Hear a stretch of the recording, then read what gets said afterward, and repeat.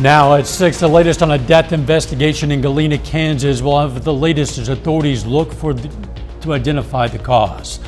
Plus, authorities investigate the cause of a mobile home fire near Carthage, and a Newton County woman asked the Missouri Humane Society to rescue dozens of dogs from her home. The 4 states' most watched news starts now. Authorities say identifying the person found dead in Galena yesterday might take longer than usual. This is KOAM News at 6. I'm Dow Quick. The Kansas Bureau of Investigation says the body found yesterday afternoon was the, quote, badly decomposed remains of a man. The body was in a field near 11th and Wood Street. Investigators say identification is expected to take longer than in typical cases due to the condition of the remains. They're not saying anything about a suspected cause of death. An autopsy is scheduled. 3 people are receiving treatment for non-life-threatening injuries after a crash on Missouri 171 near the state line. Jasper and Crawford County authorities responded to the wreck after 3 this afternoon. Missouri State Highway Patrol says a car driving west went into the path of a car driving north. One car overturned violently. MedFlight and Met's ambulance transported those injured to local hospitals. A dump truck spilled its load of lime in a crash this morning, forcing authorities to close part of a highway in Jasper County. Investigators say an SUV driving east on Norway Road failed to yield to the truck driving south on State Route H. The truck went off the road, overcorrected, then overturned. Authorities blocked both lanes of Route H while crews cleaned up the mess. Both drivers had non-life-threatening injuries. Authorities investigating the cause of a mobile home fire in the Carthage area last night have a big challenge because there's not much evidence remaining. The fire destroyed the mobile home at 1845 West Mound Street. The fire was reported around 8:30 p.m. The Carthage Fire Chief says there were no occupants and no injuries. The Jasper County Sheriff's Office is assisting with that investigation. Let's check in with Chief Meteorologist Doug Heddy for a first look at the weather.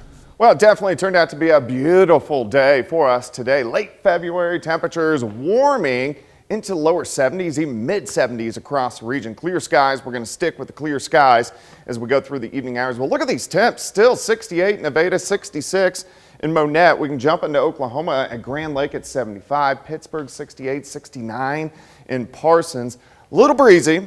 We've had these southerly winds throughout the day, kind of at about 10 to 20 miles per hour. But at times, we've been getting gusts 25 upwards to 30. These winds are going to back down a little bit as we go through the evening hours, as we drop back eventually mid 40s later on tonight. But a lot to watch. 60s again tomorrow. A little bit cooler, but still nice. Thunderstorms Thursday. Rainfall amounts 1 to 3 inches. Could get a wintry mix by Friday morning. I'm going to give you all those details here in just a bit. See you soon. With the spring season approaching, the Joplin School District wants to remind area residents that community safe rooms will be open at several locations. It's in case of tornado warnings or when tornado sirens are activated.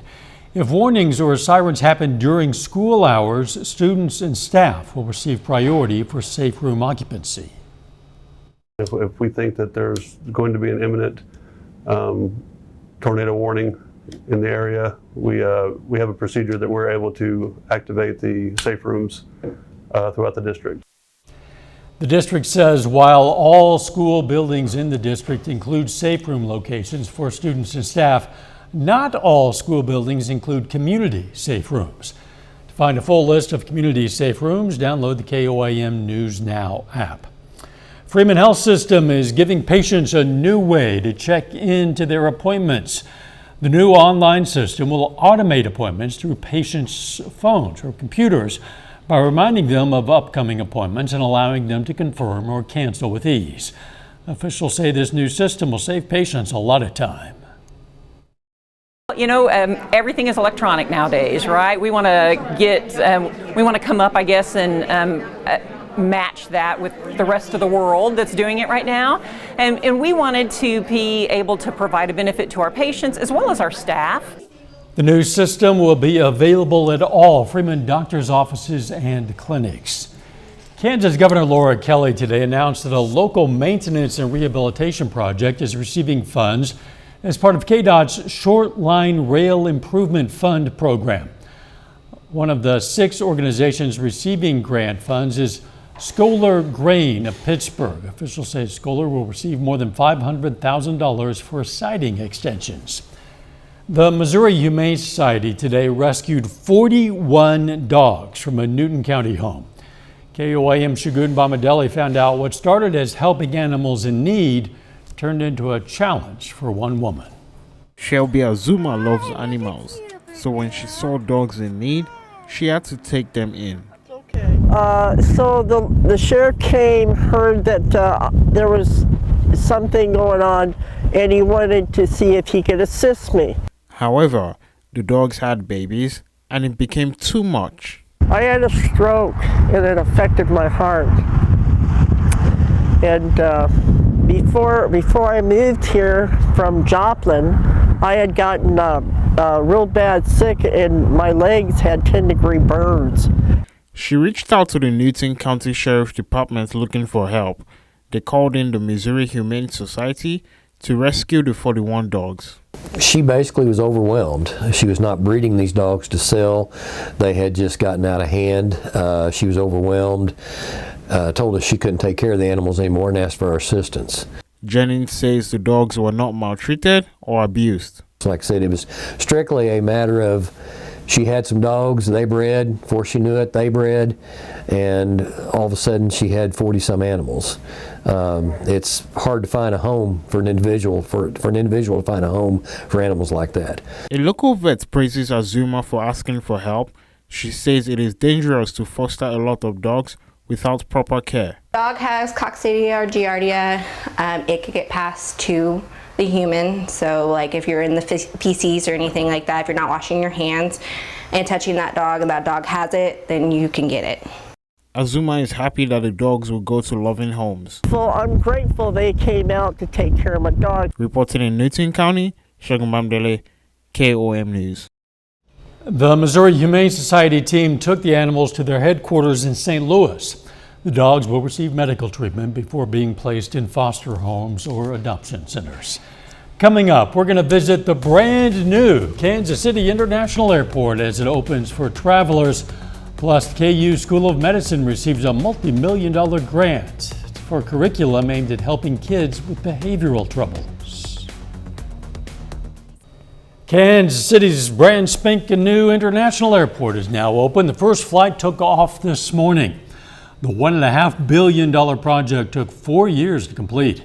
The airport is now the largest all-glass airport in the U.S., coming in at 1.1 million square feet. The structure has just one terminal and 2 levels. Departures are on the 2nd floor, arrivals are on the 1st. Nearly 50 eateries, bars, and stores are inside, including 20 local businesses. U.S. Transportation Secretary Pete Buttigieg visited the airport yesterday to see the new terminal. Buttigieg was joined by various state leaders and also visited UMKC to highlight a recent University Transportation Center grant. Now, according to UMKC today, that $10 million federal grant was awarded to the School of Science and Engineering to develop innovative approaches to improve the sustainability and equity of transportation structure. The university was among 20 selected from 169 universities to lead Tier 1 university transportation centers for underserved and disadvantaged populations. It was the only university selected from Missouri. The grant will provide $2 million annually for 5 years. Pediatricians aren't just being relied on to care for kids' physical health, but also for their mental well-being. To do that, primary care doctors and clinicians need additional training. Reporter Sean Logan speaks with a doctor at the KU School of Medicine, Wichita, on an effort to meet that need. There has been a rise the last few years in the number of kids and teens dealing with depression, anxiety, and other mental health illnesses. But in Kansas, there's also a lack of pediatric mental health professionals. That's why the pediatric residency program at the KU School of Medicine in Wichita is working to improve the mental health training these doctors receive. The program has received a $2.5 million grant from the U.S. Department of Health and Human Services. The funds will go to innovate the curriculum and training residents receive to include more mental and behavioral health to help benefit the care of Kansas kids and teens. Dr. Melissa Jefferson, one of the doctors working on this project, says another concerning trend is the growing number of teens and preteens turning to substance use as a result of a mental health condition. She says the goal of this training is to help pediatricians notice the signs and help provide resources. She says as pediatricians, it's important to be able to care for the full health needs of a patient, not just the physical. So much overlap between the physical health of an individual and the mental and behavioral health, and that's something that we know as physicians that we can't really separate the two. We have to treat each individual holistically. The KU School of Medicine Wichita has already started to implement some of these changes into their curriculum, but the clinical residency part, where these residents spend time actually in a healthcare setting, is set to begin early next year. On the classroom side, the program will allow access to more guest speakers. A little bit later, a Pitt State women's basketball standout receives MIAA All-Conference honors. We'll hear from her in sports. Plus, showers and thunderstorms back in the forecast. I'm going to give you all those details coming up.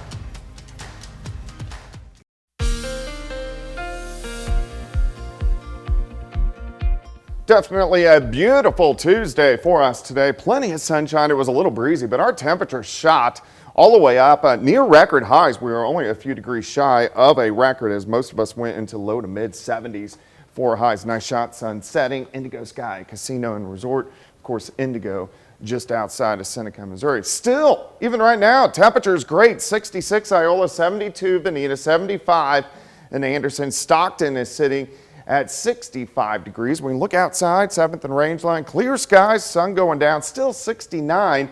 Humidity is very low, but clear skies throughout the night as we slide back through the 50s into the 40s for overnight lows. All right, so we are nice and quiet right now. In fact, most of the Central Plains look pretty good. Here's that next storm system that will start to affect us by the time we head into Thursday. A big upper level low is going to track out just south of us Thursday night and into Friday morning. So until it makes it here, in general, our weather is pretty quiet. We are going to have the clouds increasing as we go through the daytime hours tomorrow. We get northerly winds, so we drop back low to mid 40s.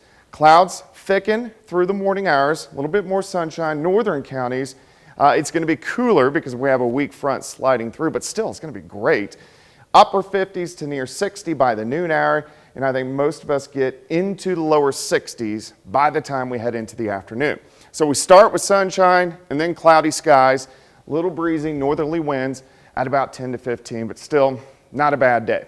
We clear out a bit tomorrow night, and then clouds thicken again as we go into Thursday morning. Upper 30s to lower 40s.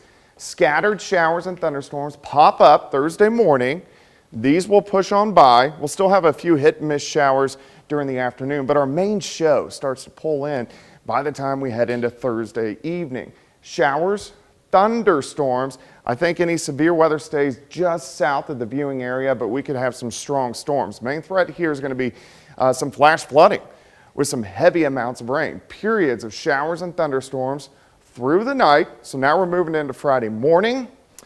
Heavy amounts of rain. Here's 4 a.m. Friday morning, and then here comes the big question mark. How strong can this upper level low get? If it gets a little stronger, it's going to pull enough cold air that we get pockets of wet snow. If it can't pull that cold air in, we're just going to have a very cold rain as we go through Friday morning. But that's something, a lot of question marks still, and we want to watch it over the next couple days. We know we're going to get a lot of rain. Look at this, anywhere from about an inch upwards to 3 or 4 inches once you get into our southern counties. So that's why we're going to have the flash flooding risk, especially along and south of Interstate 44. And then once this system rolls out of here, then we look pretty good by the time we head into the weekend. All right, 62 tomorrow, 58 on Thursday, 46 on Friday. We are going to make Thursday and Friday alert days just due to the heavy amounts of rain and flash flooding potential. Again, also possibly a wintry mix Friday morning. Few showers Saturday. Sunday looks great, back to 70 on Monday, but a lot of rain chances next week. People have to be very aware of that, particularly in the low-lying areas. Absolutely. Thanks, Doug. Jacob here now with sports. It's the opening week of the high school basketball playoffs in Southeast Kansas. Sub-state brackets begin this week, and we have a big one in the first round tonight in Girard. We're going to talk about that. And a big-time award for Pitt State freshman Harper Schreiner. More on that when we come back.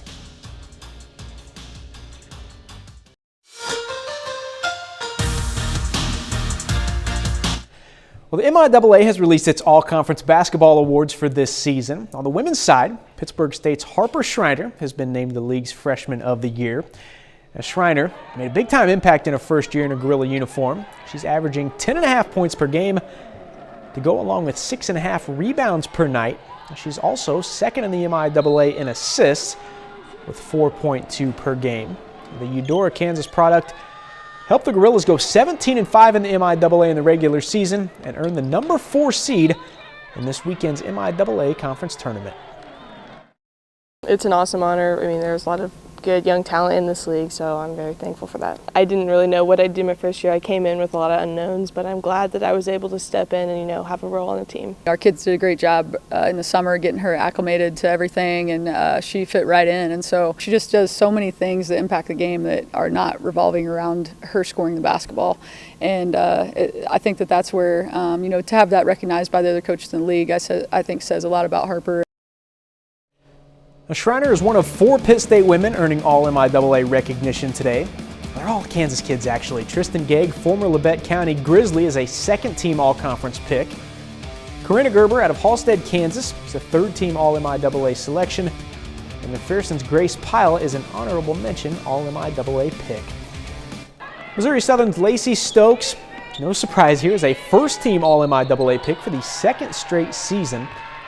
Stokes is averaging 16.2 points per game this season. That's 5th in the MIAA. She also leads the league in assists with a little more than 5 per game and is 3rd in steals with 2.6 per night. In addition to being first-team all-MIAA, Stokes is also on the MIAA all-defensive team. And joining her on the all-defensive team is her teammate Maddie Stokes. Maddie is an honorable mention all-conference pick. Also from Southern, Chrislyn Jones and Lane Skiles. They are also honorable mention all-MIAA selections. Now on the men's side, 5 local guys are on the all-MIAA list.